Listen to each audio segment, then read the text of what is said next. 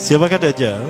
Dajjal ini lahir di Samirah dan dia diberi nama Samiri karena lahir di Samirah. Nah, kenapa disebut Samiri? Karena lahir di Samirah. Dia lahir 100 tahun sebelum Nabi Musa diutus.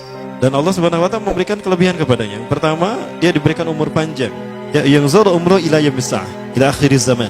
Ya, dia ditangguhkan ajalnya sampai akhir zaman. Yang kedua, dia memiliki kecerdasan di atas akal jenius rata-rata umat manusia. Jadi sejenius apapun umat manusia yang normal, dia 60 tahun di atasnya. Sehingga penemuan-penemuannya, kecanggihan berpikirnya, kedewasaannya jauh di atas manusia. Rata-rata manusia normal. Yang ketiga, dia memiliki kemampuan sihir yang luar biasa. Apapun sihir yang selama ini kita saksikan, tidak ada yang mampu mengalahkan sihir dia. Sehingga saking luar biasa sihir yang dia miliki, seolah-olah orang mengenalnya selevel dengan Tuhan. Karena apapun yang semestinya menjadi perbuatan Tuhan, Dajjal bisa melakukannya. Nah, ini saking hebatnya sihir Dajjal. Nah, nasab kelahirannya adalah nasab yang aneh para Allah. Dia lahir dari termasuk Bani Israel. Bani Israel ini keturunan Nabi Yakub. Yakub itu gelarnya Israel. Keturunannya disebut Bani Israel. Dari Yehuda. Yehuda ini adalah anak laki-laki dari istri pertama Nabi Yakub alaihissalam. Nabi Yakub istrinya 4. Yang pertama bernama Ya'la. Dari Ya'la ini melahirkan 6 orang. Salah satunya bernama Yehuda dan Lewi. Lewi melahirkan Nabi Musa alaihissalam. Yehuda melahirkan bangsa yang kita kenal Yahudi. Salah satunya Yehuda ini melahirkan generasi yang pada akhirnya melahirkan Samiri. Ya. Kalau Rahil istri yang kedua, dan ini istri yang paling dicintai oleh Nabi Yakub, melahirkan 2 anak, Bunyamin dan Nabi Yusuf. Nabi Yusuf dan Bunyamin. Yang lainnya juga sama melahirkan 2 anak. Kahit dari Ya'la melahirkan 2 anak, Dam dan Naftali. Ya. Anak tertua dari Nabi Yakub dari istri pertama bernama Raubin. Nah, dari Yehuda inilah lahir Samiri. Nah, ayah dan ibunya, kakek dan nenek Samiri ini adalah para penyembah berhala. Karena Samirah saat itu terkenal penyembah berhala. Ayahnya ini lahir dari proses perzinahan adik dan kakak, incest. Adik dan kakak berzina, lahir ayahnya. Adik dan kakak berzina, lahir ibunya. Jadi ayah dan ibunya ini lahir dari proses yang haram. Dan ketika ibunya menstruasi, disetubuhi sama ayahnya. Jadi itu, peluangnya dari 2000 persetubuhan dalam keadaan menstruasi, 1 bisa jadi. Karena menurut penelitian medis juga, bahwa darah kotor tidak menghalangi terjadinya fertilisasi, tidak menghalangi terjadinya reproduksi manusia. Jadi tetap pembuahan ovum oleh sperma bisa terjadi walaupun ada dalam medium darah kotor, menstruasi. Nah, ketika itulah hamil dan lahirlah Samiri. Rasulullah SAW menyebutkan dalam Musnad Imam Ahmad, ayah dan ibu Dajjal ini melewati perkawinannya selama 30 tahun tanpa melahirkan seorang anak pun. Dan di tahun ke-30 pernikahannya melahirkan Dajjal, melahirkan Samiri. Kelahirannya ini akan menjadi petaka bagi kedua orang tuanya. Dia adalah orang yang paling sedikit manfaatnya dan paling banyak keburukannya bagi manusia, terutama bagi kedua orang tuanya. Bahkan ketika dia lahir, alam semesta menolak kelahirannya. Dordar gelap, hujan badai, petir, itu terjadi di malam di mana Samiri dilahirkan. Seolah-olah alam menolak kehadirannya. Nah, sejak lahir sampai usia 5 tahun dia tidak netek sama ibunya. Kebayang, 5 tahun air susu ASI tidak ditetekkan. Itu yang menyebabkan terjadinya kanker payudara. Maka ibunya pun meninggal gara-gara kanker payudara ini. Nah, ibunya meninggal gara-gara itu. Terbukti apa yang disampaikan Rasulullah. Kelahirannya menjadi petaka bagi kedua orang tuanya. Begitu pula ayahnya, maka ayahnya menjadi single parent. Nah, kemudian di tahun yang kelima, sejak lahir sampai 5 tahun, kenapa dia tidak menetek pada ibunya? Karena kerjanya tidur melulu. Disebut mati, dia bernafas dan cuma berdetak. Disebut hidup, dia tidak bergerak. Antara hidup dan mati, la yamutu wa la yahya. Nah, maka di usia ke-5 tahun, nah ini terjadi peristiwa yang menarik. Apa itu? Samiri bangun dari tidurnya di tengah malam dan tidak ada orang yang menyadari Samiri bangun. Dia merangkak dan pindah ke berhala yang terbesar. Nah, dia pindah ke pangkuan berhala terbesar, tidur di sana.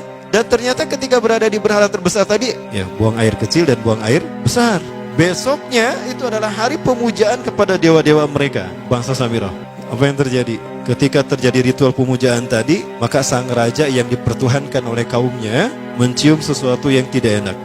Bapaknya Samiri ini adalah tokoh agama paganisnya. Pas dilihat, kaget sang raja. Ternyata itu pesing berasal dari pantatnya si Samiri yang ada di pangkuan berhala terbesar.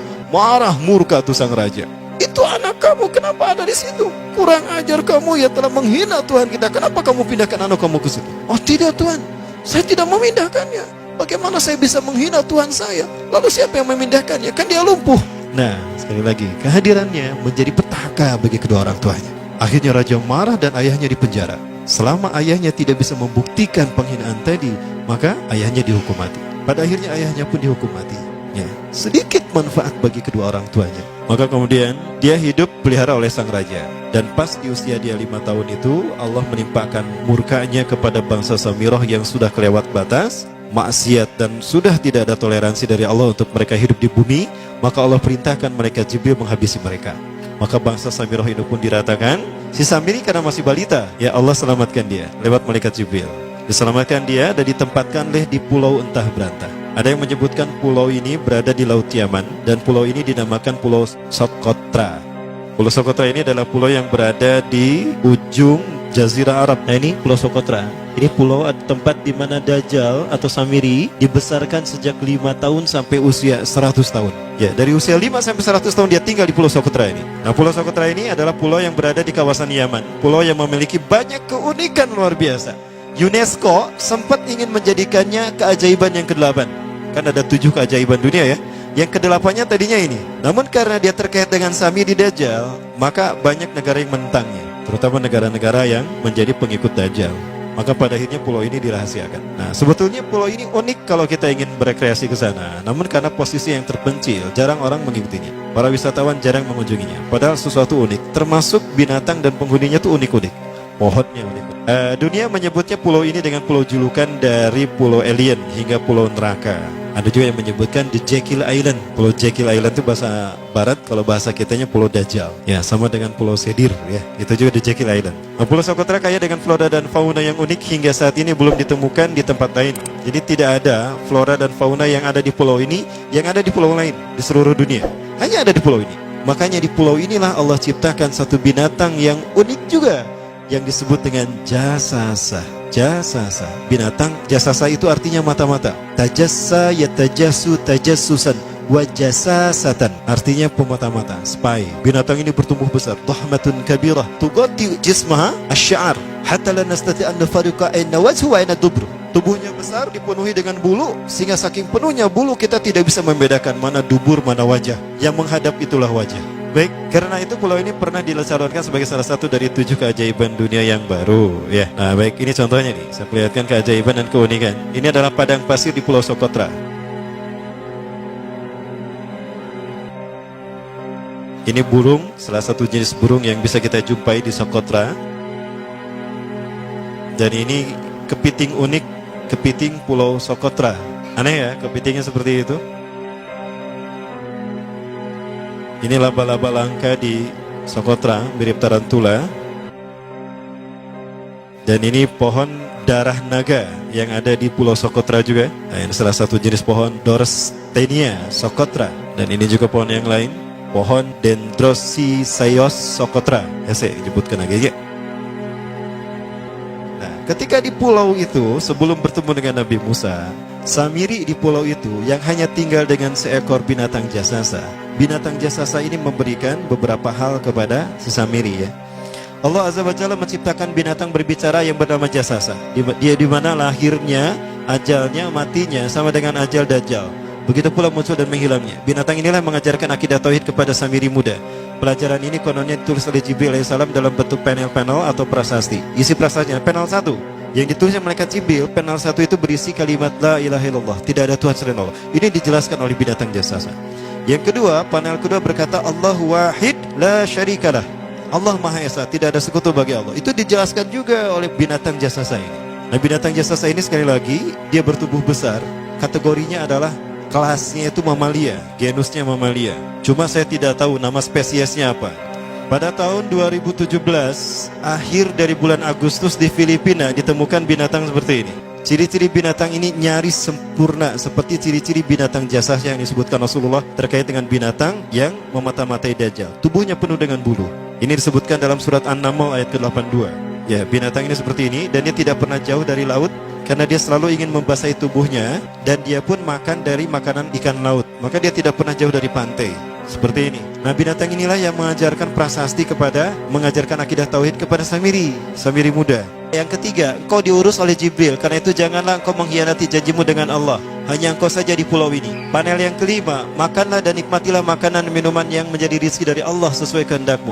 Tidurlah sesukamu, tapi sembahlah Allah dalam berbagai keadaanmu dengan tasbih keesaan Allah kepadanya, yaitu dengan melaksanakan solat yang diwajibkan kepadamu.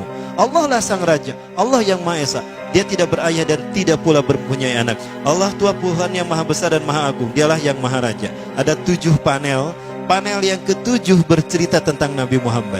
Panel yang ke-6 itu bercerita tentang nabi-nabi. Dan khusus panel yang ke-7 cerita tentang Nabi Muhammad. Jadi Dajjal sudah tahu, Samiri sudah tahu bahwa akan diutus Nabi Muhammad di akhir zaman. Dan itu Nabi yang terbaik. Makanya dia iri. Nah, selesai panel ini disampaikan, maka binatang sejasasa berkata, wahai Samiri, saksikanlah aku telah menunaikan, innani qad fa'altu ma umirtu min rabbi. Demi Allah, saksikan aku sudah menunaikan apa yang diperintahkan padaku, kata binatang jasasa. Maka sekarang adalah perintah terakhir, yaitu pertanyaan dariku untukmu. Hal tu'minu billah, apakah kau beriman pada Allah? Wa bima unzila ilaih, dan dari apa yang diturunkan kepada nabi-nabinya, kepada Jibril maksudnya. Famadal jawab ya Samiri, apa jawabanmu hai Samiri? Samiri tidak menjawabnya. Lama ditunggu-tunggu, Samiri tidak menjawabnya. Sehingga binatang ini pun pergi dengan menjerit, dengan jeritan yang membuat Samiri ini pekak telinganya. 2 kali lagi datang lagi kembali kepada Samiri dan berkata binatang jasasa, ya Samiri, famadal jawab, hal tu'minu billah, in tu'minu billah fatakunu mu'minan ajaba imanika ila yaumil qiyamah. Jika kau beriman kepada Allah, maka sungguh kau akan menjadi mukmin yang menakjubkan imannya. Inna ajalaka ukhirat ila akhir zaman. Sesungguhnya ajalmu ditangguhkan sampai akhir zaman. Jika kau beriman pada Allah, engkau akan menjadi mukmin yang menakjubkan. Fa in lam tu'min billah, tapi jika engkau tidak beriman kepada Allah, wa bima unzila ilaih, dan apapun yang diturunkan pada Jibril, innaka minal mal'unina ila yaumil qiyamah, dan kau terkutuk sampai hari kiamat nanti. Tidak juga dijawab. Pergi lagi binatang jasasa tadi sambil memekikkan suara yang pekikan yang keras. Yang ketiga kali yang terakhir dia bertanya kembali. Dan apa jawaban Samiri? Hei jasasa binatang buruk rupa, lihat di pulau ini tidak ada siapapun kecuali engkau dan aku. Dan yakinilah kalau panel ini bukan tentang Allah yang di langit sana, tapi yang disebut Allah itu saya. Hei jasasa, akulah Allah itu. Oh, dia menjerit dengan jeritan yang makin keras. Sampai si Samiri pun menutup kedua telinganya. Sejak saat itulah binatang itu pergi dan berkata, innaka dajjal, innaka dajjal, innaka dajjal. Engkau adalah pendusta, engkau adalah pendusta. Pendusta sampai hilang suaranya. Di saat itulah Samiri mendapatkan gelar Dajjal. Jadi siapa nama asli Dajjal? Samiri. Dajjal artinya Al-Kazab, pendusta, bukan singkatan katanya. Baik, nah sejak saat itulah Samiri keluar dari pulau itu dan dia sudah menyandang gelar Dajjal, pendusta, karena dia mengaku Tuhan.